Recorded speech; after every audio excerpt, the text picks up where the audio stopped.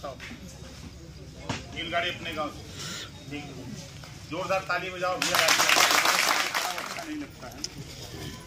चलिए भाई अनिल जी 3 गाड़ी नोट कर लीजिए, जोरदार ताली बजा के इनका स्वागत करिए।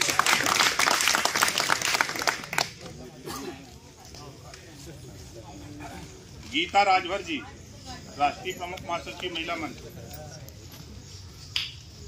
गाड़ी बताओ फट से भाई। 5 प्लस में कितना? देखिए जैसे जैसे कावरा बढ़ता है तस नेता की सुरक्षा भी बढ़ती है। वही जो सबसे पहले तो हम आपने सवाल किया, पहले तो आप लोगों को बधाई दूं कि आप लोगों के सहयोग से शुरू में जब मैं पहली बार मऊ में आया था, पार्टी बना के सोनी धापा में रैली किया था, उस समय लोग नहीं समझ पा रहे थे कि कौन ओम प्रकाश राजभर। तो समझाने का प्रयास धीरे धीरे करते करते आज उस मुकाम तक हम पहुंच गए कि अब खुद लोग कहते हैं कि है राजभर जा रहा है। इसके पीछे आप लोगों का बड़ा सहयोग। अध्यक्ष जी क्या उद्देश्य था इस कार्यक्रम का? क्या उद्देश्य था मेन? देखिए 26 सितंबर से लखनऊ से एक सावधान यात्रा हम निकालने जा रहे हैं। सावधान यात्रा 4 चरणों में होगी।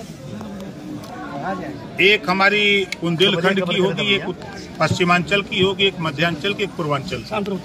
75 जिले से होते हुए ये सावधान यात्रा गांधी मैदान पटना में सावधान महारैली होगी, वही समापन होगा। अगली बार आपका क्या पड़ी? जरूरत ये पड़ी कि सन 52 से हम लोग वोट दे रहे हैं। नाई, गोंड, पाल, प्रजापति, चौहान, बिंद, केवट, मल्ला, आर्य, करबंसी, बंजारा, बहेलिया, खंगार, जुल्हा, दुनिया, अंसारी, साई, दर्जी, फकीर। लेकिन अपने मऊ में ही देख लीजिए, चुनाव आता है तो नेता बड़ी लंबी लंबी हाँकते हैं। अब जनता को हम जागृत कर रहे हैं कि नेता से सवाल पूछो कि आज अगर आप जातिवार जनगणना की बात कर रहे हो तो सत्ता में थे तो क्यों नहीं किए? सत्ता में थे तो हाई कोर्ट ने भी आदेश दिया 15 अक्टूबर 2013 को कि अमीर का बेटा और गरीब का बेटा सरकारी स्कूल में एक साथ पढ़े, उसका भी पालन नहीं हुआ। 3 अक्टूबर 2013 को हाई कोर्ट ने एक फैसला दिया कि सामाजिक न्याय समिति की रिपोर्ट लागू करके सबको, जो संविधान में व्यवस्था है कि समता, स्वतंत्रता, बंधुत्व, न्याय पर आधारित संविधान है, तो सबको हिस्सा दो, उसको भी नहीं किया गया। चाहे वो सपा की गवर्नमेंट हो, चाहे बसपा गवर्नमेंट हो, चाहे किसी गवर्नमेंट हो। तो जनता को हम जागृत कर रहे हैं कि आप सावधान रहिए। नेता लोग हमें तुमसे पूछो कि जब सत्ता में रहते हो तो एक समान शिक्षा की बात क्यों नहीं करते? आपके पास उस समय पावर रहता है, हम आपको पावर देते हैं, आप इसको क्यों नहीं करते हो? आप बाहर आते हो तो गरीबों का इलाज फ्री करने की बात करते हो, सत्ता में रहते हो तो घरेलू बिजली का बिल माफ करने की बात नहीं करते हो, सत्ता में रहते हो तो पुरानी पेंशन बहाल करने की बात नहीं करते हो, सत्ता में रहते हो तो 17 जातियों के आरक्षण की बात नहीं करते हो। देखिए वो बाबा साहब डॉक्टर अम्बेडकर जी ने जो संविधान में व्यवस्था दी है, उस व्यवस्था के तहत प्रदेश सरकार प्रस्ताव पास करती है, दोनों सदन से पास होता है, फिर जाता है उच्च सदन लोकसभा और राज्यसभा, वहाँ पास होता है। उसके बाद तब RGI registrar general of India उसके पास जाता है, वो पंजीकृत करते हैं। फिर उसके बाद उसी रास्ते राज्यसभा लोकसभा होते हुए फिर विधानसभा वो कानून बन के आता है, तब वो प्रमाण पत्र जारी करने का आदेश पारित हो जाता है।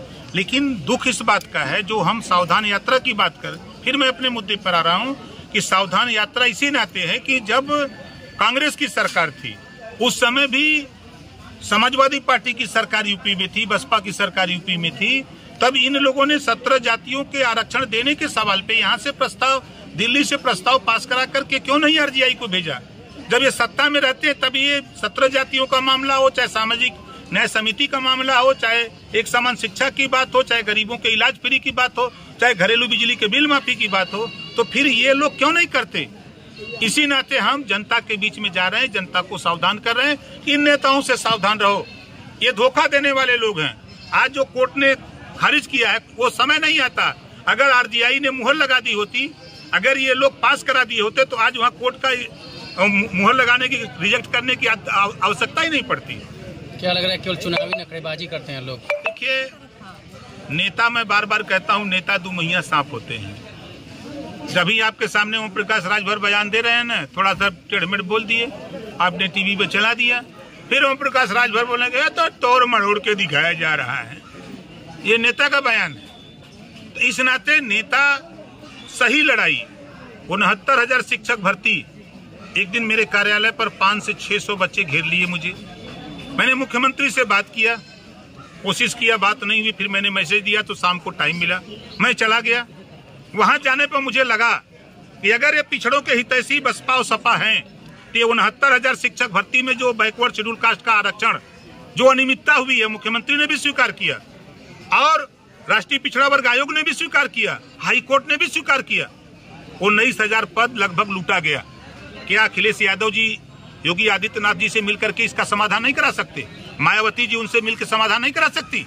किस बात की लड़ाई ये लोग लड़ते हैं? मैंने वहां इस दिन महसूस किया कि जिस क्षमता हमारी जितनी थी उतना हमने वहां बात की। अगर अखिलेश जी जाके कहें कि इसको समाधान किया जाए, ये जितने लोग लड़ रहे हैं हाई कोर्ट में मुकदमा, उनको इकट्ठा करके मायावती जी पहल करें। ये हित नहीं चाहते, ये मायावती जी।